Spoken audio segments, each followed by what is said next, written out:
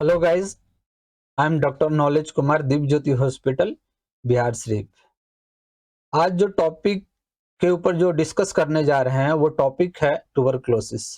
Tuberculosis means TB. TB एक ऐसा बीमारी है जो ह्यूमन में देखा गया है, बट ये ऐसा बीमारी है कि इसको 100% अभी के समय पे क्यूरेबल है, और इसका सही समय से अगर आप ट्रीटमेंट लेते हो तो आपको 100% ये ठीक हो जाएगा। पहले के समय पे टीबी ट्यूबर अगर किसी को हो जाता था तो वो क्यूरेबल नहीं था, इसका ट्रीटमेंट पहले नहीं था। बट अभी के समय पे अगर टीबी किसी को हो जाता है तो 100% वो ठीक हो जाएगा। 100 लेकिन इसमें क्या करना पड़ेगा आपको? अगर साइन सिम्टम, अगर लक्षण टीबी का ऐसा दिख रहा है, सबसे पहले आप हॉस्पिटल जाइए। हॉस्पिटल में इसका डॉक्टर से मिलिए, डॉक्टर इसका इन्वेस्टिगेशन करेगा, टीबी है भी या नहीं है। अगर टीबी है तो डॉक्टर एडवाइज करेगा ड्रग्स, मेडिसिन। वो ड्रग्स आपको प्रॉपर वे में लेना है, और 100% आपको जो टाइम पीरियड मिस नहीं करना है। अगर बीच में आप टीबी का दवाई अगर खाते हुए भी अगर छोड़ देते हो तो ये फिर से आपको टीबी ठीक नहीं होगा, और फिर से जितना आपको अभी लेना था उससे ज़्यादा आपको मेडिसिन खाना पड़ जाएगा। तो आपको क्या करना है कि अगर किसी को फर्स्ट टाइम टीबी होता है तो सबसे पहले आपको जो ड्रग्स दिया जाएगा वो प्रॉपर वे में खाना है। सो ये 100% ठीक हो जाएगा अगर आप लेते हैं तो इसी के ऊपर है जो हम बताने जा रहे हैं, बहुत इंपॉर्टेंट है। और टीबी क्या होता है, उसका इन्वेस्टिगेशन क्या करते हैं, उसका ड्रग्स क्या है, मेडिसिन क्या है, इसके ऊपर हम डिस्कस करने जा रहे हैं। तो लेट्स स्टार्ट।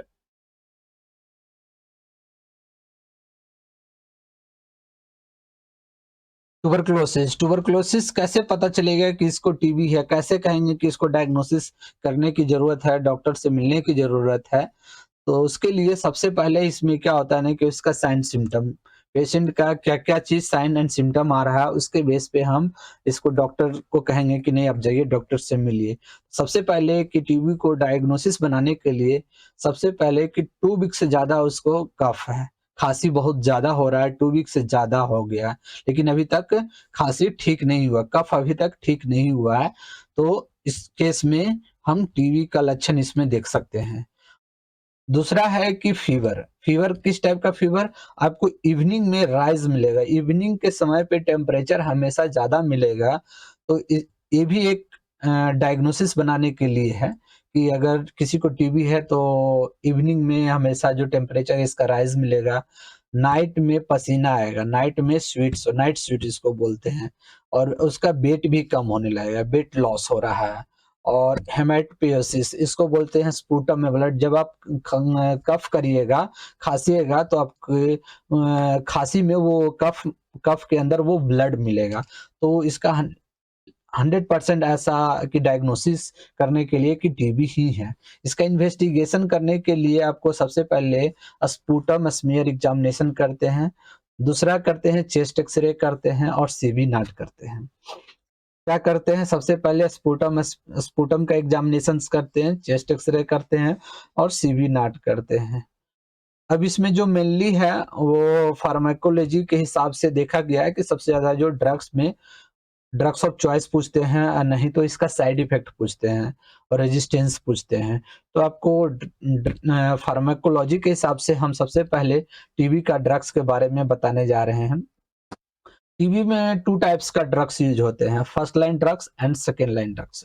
टीबी में कितने होते हैं? 2 तरह का ड्रग्स होते हैं, first line drugs and second line drugs. जो फर्स्ट लाइन ड्रग्स में होते हैं, वो मेनली जो होते हैं वो 4 ड्रग्स होते हैं। आइसोनाइज़्ड होते हैं, रिफाम्पासिन होते हैं, पैराज़िनामाइड होते हैं, इथाम्बुटोल्स होते हैं। एक ड्रग्स है जो सप्लीमेंट्री ड्रग्स है, वो है स्ट्रेप्टोमाइसिन। क्या है? स्ट्रेप्टोमाइसिन। जो फर्स्ट लाइन ड्रग्स कौन-कौन सा है? आइसोनाइज़्ड, रिफाम्पिसिन, पैराज़िनामाइड, इथाम्बुटोल्स होते हैं। सप्लीमेंट्री ड्रग्स है जो स्ट्रेप्टोमाइसिन है। और सेकंड लाइन जो ड्रग्स है वो आपको नीचे बताया जाएगा आगे। अभी हम फर्स्ट लाइन ड्रग्स के बारे में पूरा डिटेल पढ़ते हैं। अब इसमें है कि जो आइसोनाइज्ड है, वो किस पे वर्क करता है, साइडल है कि स्टैटिक्स है, किस बैक्टीरिया के ऊपर वर्क करता है, तो आपको इसके बारे में, इसका साइड इफ़ेक्ट क्या हो सकता है, और प्रेगनेंसी में सेफ है या नहीं है, इसके बारे में ही आपको डिस्कस करने जा रहे हैं। जैसे कि आपको देखा गया आइसोनाइज्ड, आइसोनाइज्ड वो किस टाइप का है? साइडल है। किस टाइप का है? वो साइडल है और ये इंट्रासेलुलर और एक्स्ट्रा सेलुलर बैक्टीरिया बोथ पे एक्ट करता है। Intracellular, extra cellular bacteria both पे वर्क करता है और ये जो है वो हेपेटो टॉक्सिसिटी कॉज कराता है। क्या करता है? हेपेटो टॉक्सिसिटी कॉज कराता है और ये प्रेगनेंसी में सेफ है। दूसरा ड्रग्स है रिफाम्पासिन। रिफाम्पासिन क्या? ये भी साइडल है, ये भी बोथ है, वो इंट्रासेलुलर और एक्स्ट्रासेलुलर बैक्टीरिया पे एक्ट करता है। ये भी हेपेटो टॉक्सिसिटी कॉज कराता है और ये भी हमारा प्रेगनेंसी में सेफ है।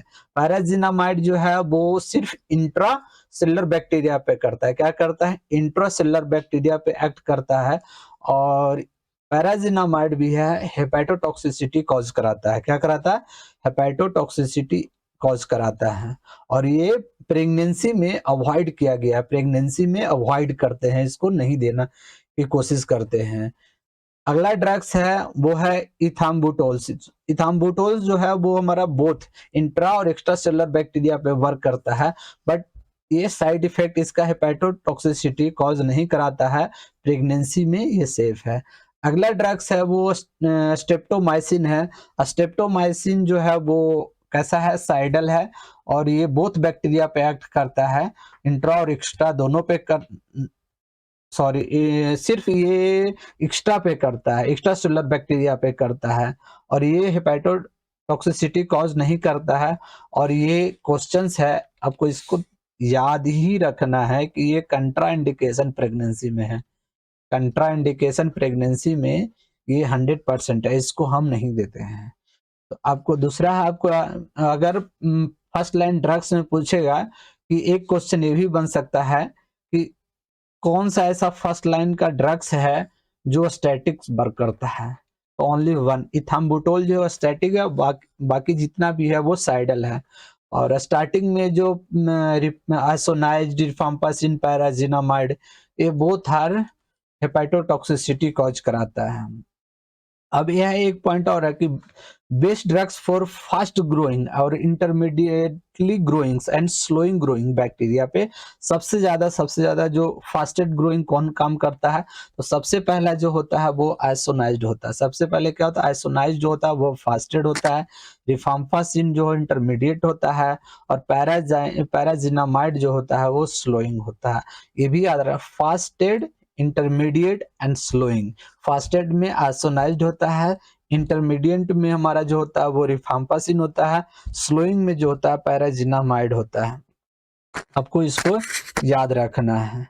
अब है कि इसका जो वेरी इंपॉर्टेंट है, आपको यहाँ से आपको याद ही होना चाहिए कि क्या है, बहुत इंपॉर्टेंट है। आपको यहाँ से कई बार क्वेश्चंस डायरेक्टली पूछा गया है, आपको इसको याद ही रखना है। सबसे ज्यादा जो आइसोनाइज्ड का साइड इफेक्ट स्टार्टिंग में क्या पढ़े थे कि हेपेटोटॉक्सिसिटी ये कॉज कराता है। दूसरा है कि वो पेरिफेरल न्यूरोपैथी भी कॉज कराता है। क्या? आइसोनाइज्ड पेरिफेरल न्यूरोपैथी कॉज कराता है और हेपेटोटॉक्सिसिटी कॉज कराता है। रिफाम्पिसिन जो होता है ना, वो act by inhibiting RNA polymerase by binding to its B subunit से होता है। ये क्वेश्चन आता है, ये आपको ये याद रखना है। इनहिबिट किसको करता है?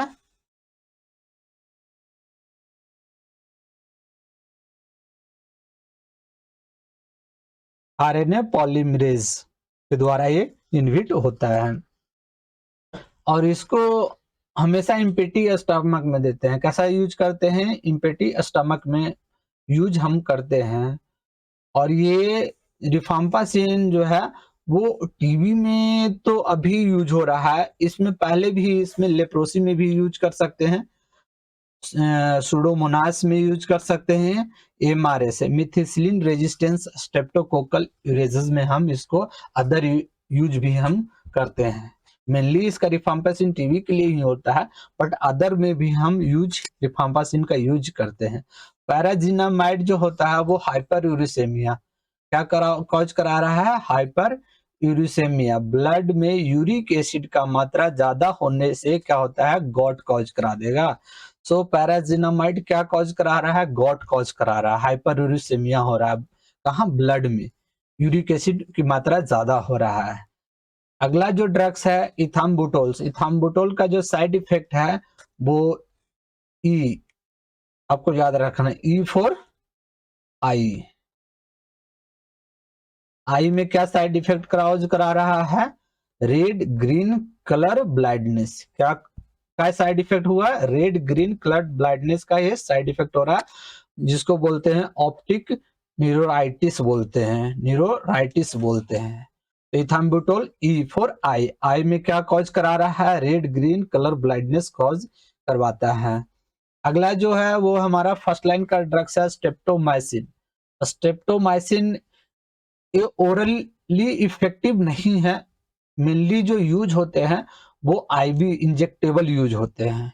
इसका जो साइड इफेक्ट है ये भी हमारा सबसे ज्यादा आपको रखना है किडनी, किडनी में नेफ्रोटॉक्सिसिटी कॉज कराता है और ऑटोटॉक्सिसिटी कॉज कराता है और न्यूरोमस्कुलर ब्लॉकर में भी प्रॉब्लम करता है। तो 3 कॉज है, आपको याद रखना है।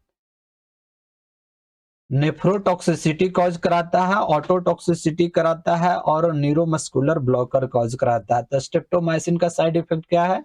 Nephrotoxicity, ototoxicity, neuromuscular blocker. तो एक बार फिर से हम चलते हैं फर्स्ट लाइन ड्रग्स का साइड इफेक्ट को स्टार्टिंग से करते हैं।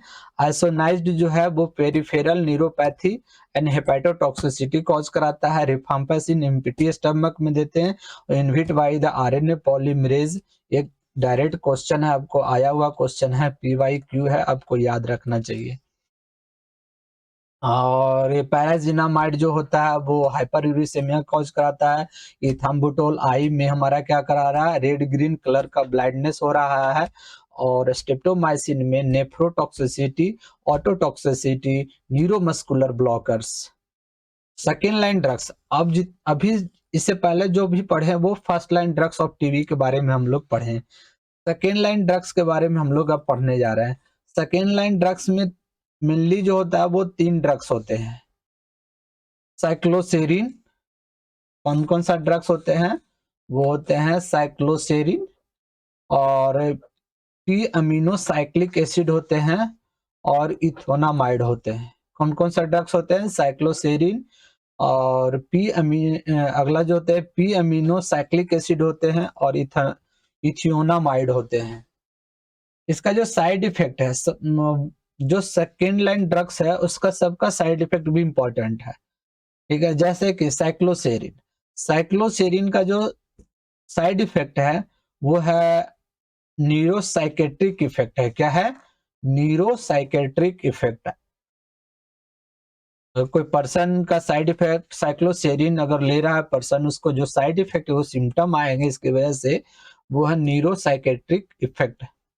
दूसरा है पी अमीनो साइक्लिक एसिड की वजह से हाइपोथायरॉयडिज्म कॉज कराते हैं। क्या करते हैं? हाइपोथायरॉयडिज्म कॉज कराते हैं।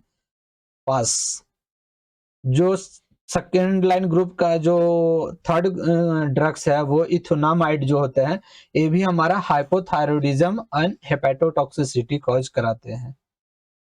Other drugs also use in second line में, अदर ड्रग्स भी है, वो भी साइडल पे वर्क करता है। इसमें 2 तरह का ड्रग्स होते हैं, एक होता है फ्लोरोक्विनोल्स होते हैं और एक इंजेक्टेबल होते हैं।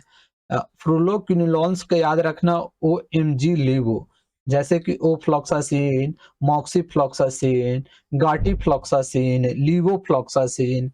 और इसमें एक निमोनिक है कास, आपको याद रखना चाहिए। क्या है?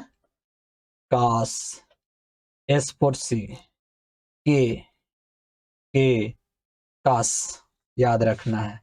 तो के for kanamycin, A for amikacin और सी for capreomycin, capreomycin. Cos, kanamycin, amikacin, capreomycin, ये सेकेंड लाइन इंजेक्टेबल ड्रग्स है टीबी के लिए। इसमें ये जो सारे हैं वो सेफ है रेनल फेल्यूर में, रेनल फेल्यूर में सारे सेफ है। ओफ्लॉक्सासिन, मॉक्सिफ्लॉक्सासिन, गार्टिफ्लॉक्सासिन, लीवोफ्लॉक्सासिन, ये सारे सेफ है रेनल फेल्योर में, but moxifloxacin also use least likely effective UTI. अगर यूरिनरी ट्रैक इन्फेक्शन किसी को होता है उसमें भी हम इसको यूज कर सकते हैं।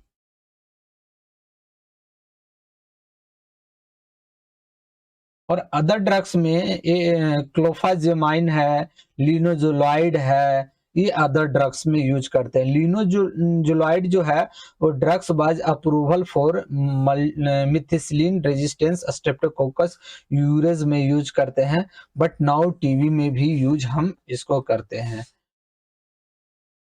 पहले हम इसको मिथिसिलिन रेजिस्टेंस स्ट्रेप्टोकोकस यूरेज में यूज करते थे, बट अभी जो यूज करते हैं टीबी में यूज करते हैं लिनोजुलाइड्स। न्यू ड्रग्स है टीबी का, वो फॉर कुछ जो ड्रग्स है वो टीबी के लिए नया है, वो है विडाक्यूनिलीन और डेल्मानाइड और प्रीटोमाइड। इसमें जो आपको याद रखना है, प्रीटोमाइड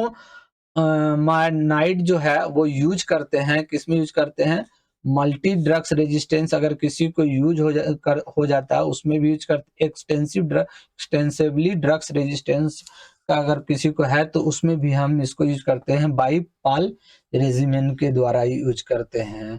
तो पाल रेजिमेन में कौन कौन सा ड्रग्स है, वेडाक्यूनिलिन्स है, प्रीटामाइड है और लिनेजुलाइड्स है। ये भी प्रीटामाइड जो है वो भी हेपेटोटॉक्सिसिटी कॉज कराता है और न्यूरोपैथी कॉज कराता है। Treatments of the TB, treatments of TB जो है वो, अगर कोई नया पेशेंट है, पहली बार उसको टीबी हुआ है, तो वो कैटेगरी 1 में आएंगे। कैटेगरी 2 है, कैटेगरी 2 है ओल्ड पेशेंट जिसको टीबी पहले था बट प्रॉपर वे में वो इलाज नहीं होने से उसको फिर से दोबारा टीबी हो गया, तो उसको कैटेगरी 2 में बोलते हैं। ठीक है, ओल्ड पेशेंट है। ठीक है, तो दूसरा है ट्रीटमेंट। ट्रीटमेंट में दो तरह का आता है, इंटेंसिव फेज, कंटिन्यूएशन फेज होता है। इंटेंसिव फेज में जो होता है 4 ड्रग्स यूज करते हैं। कौन कौन सा ड्रग्स करते हैं, HRZE, और 4 ड्रग्स यूज करते हैं कंटिन्यूएशन फेज में, वो 4 month, this is the 4 month, और ये 2 मंथ। 2 मंथ के लिए हम क्या यूज कर रहे हैं, HRZD यूज करेंगे, 4 मंथ में HRE का यूज करेंगे। Multi drugs resistance, multi drugs resistance में जो होता है वो होता है आइसोनाइज्ड का रेजिस्टेंस और रिफाम्पासिन का रेजिस्टेंस हो जाएगा। अगर इसका रेजिस्टेंस हो जाता है तो इंटेंसिव फेज में 6 मंथ के लिए और 6 ड्रग्स का यूज करेंगे। अगर कंटिन्यूएशन फेज में अगर किसी को रेजिस्टेंस हो जा रहा है तो 18 मंथ का यूज करेंगे और 4 ड्रग्स का यूज करेंगे। The drugs choice after drug sensitive test करने के बाद ही इसको हम यूज करते हैं। ये जो है आपको याद रखना है, ये PYQ आया हुआ मल्टी ड्रग्स रेजिस्टेंस में आपको सबसे ज्यादा ये याद रखना है, ड्रग्स कौन कौन सा ड्रग्स इसके में आता है। आइसोनाइज्ड आता है, रिफाम्पासिन आता है, और इसका ये भी आया हुआ क्वेश्चन है। ये फुल फॉर्म था, इसके मीनिंग इसका डिटेल्स बताना था। तो XDR टीबी का मतलब होता है एक्सटेंसिवली ड्रग्स रेजिस्टेंस होता है। इसमें जो ये भी PYQ है, ये भी क्वेश्चन आया हुआ है। इसमें जो है बैक्टीरिया का जो रेजिस्टेंस होते हैं वो आइसोनाइड और रिफाम्पासिन होते हैं, और एटलीस्ट 1 ड्रग्स जो होता है फ्लोरोक्विनोलोन्स यूज करते हैं होते हैं, और एक drugs, at least 1 drugs injectable drugs में, और इंजेक्टेबल ड्रग्स में कौन कौन सा होता है, कास, और इसमें जो होता है फ्लोरोक्विनोलोन्स में OMG लिवो। कोई एक ड्रग्स होना ही चाहिए वो XDR टीबी के लिए।